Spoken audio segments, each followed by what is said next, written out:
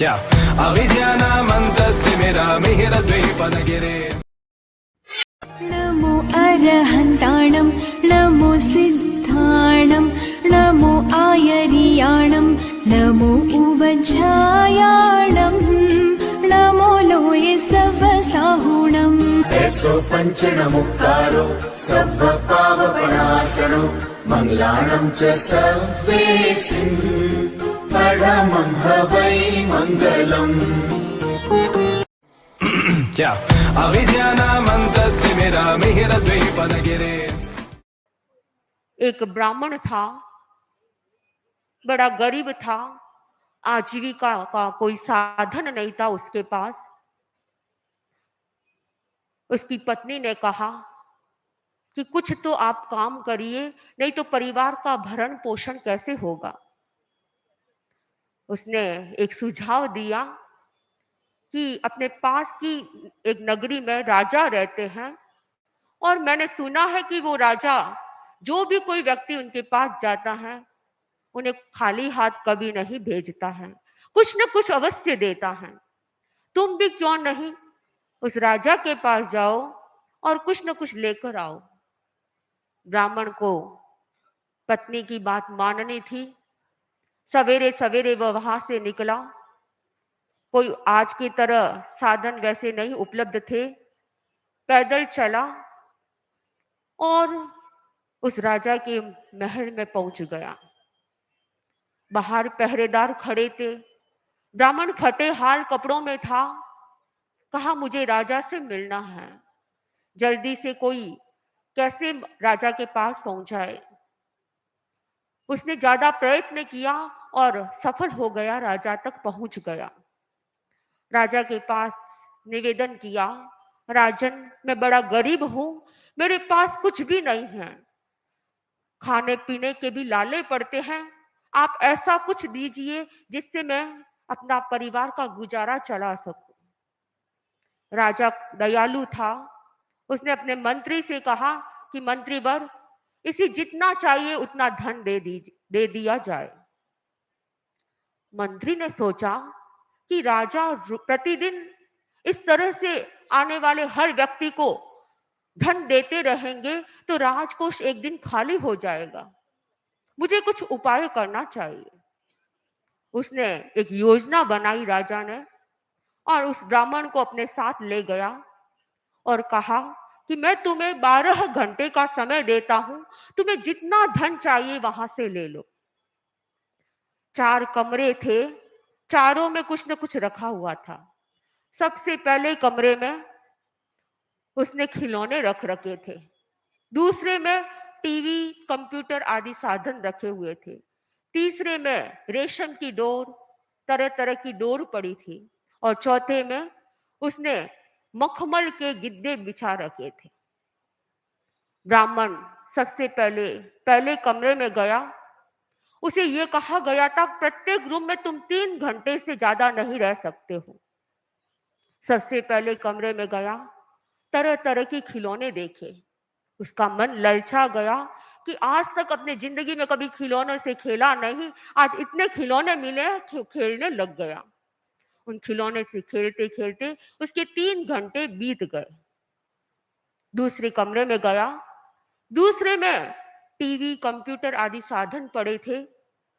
उसने तो कभी अपनी जिंदगी में मूवी भी नहीं देखी थी। उसने सुन रखा था कि मूवी 3 घंटे की होती है और आज मुझे 3 घंटे मिल गए हैं तो मैं एक मूवी देख लूं। वह मूवी देखने में लग गया। मूवी देखते देखते 3 घंटे उसके बीत गए।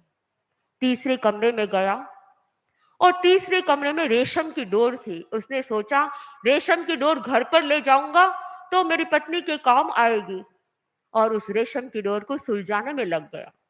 सुलझाने लगा तो वह उलझती जा रही थी लेकिन सुलझ नहीं रही थी। ऐसे करते करते उसके 3 घंटे बीत गए। चौथे कमरे में गया। इतने घंटों से वो ये सब करते करते थक गया था। सोचा मखमल के गिद्दे, प्रतिदिन तो मैं पत्थर पर सोया करता हूँ, जमीन पर सोया करता हूँ, आज मखमल के गिद्दे मिले हैं, मैं मखमल के गिद्दों पर सो जाता हूँ। वह सोया तो ऐसी गहरी नींद आई कि उसे पता ही नहीं चला 3 घंटे बीत गए। बाहर से व्यक्ति ने आवाज दी कि अब तुम्हारे घंटे बीत गए हैं, तुम बाहर आ जाओ। जैसे ही आंख खोली 12 घंटे बीत गए। सोचने लगा, अरे अब क्या करूं? 12 घंटे मुझे मिले थे धन बटोरने के लिए, धन प्राप्त करने के लिए, लेकिन मैंने तो 12 घंटे ऐसे ही बिता दिए। अब पछताए होत क्या? चिड़िया चुग गई खेत। अब वह पश्चाताप करता है। बंधुओं, ये घटना हम सबको प्रेरणा देती है। हम अपने जीवन, ये बहुमूल्य जो जीवन मिला है, मानव जीवन मिला है, इसका किस प्रकार से उपयोग कर रहे हैं। हम अगर हमारे जीवन की 4 अवस्थाएं में बांट दिया जाए जीवन को, तो सबसे पहली अवस्था है बाल्यावस्था। बाल्यावस्था में व्यक्ति क्या करता है? खिलौने खेलते खेलते अपनी जिंदगी को बिता दे, यानी बाल्यावस्था का काल उसका खेलते खेलते बीत जाता है। दूसरा काल है किशोरावस्था। अनेक किशोर यहाँ उपस्थित हैं।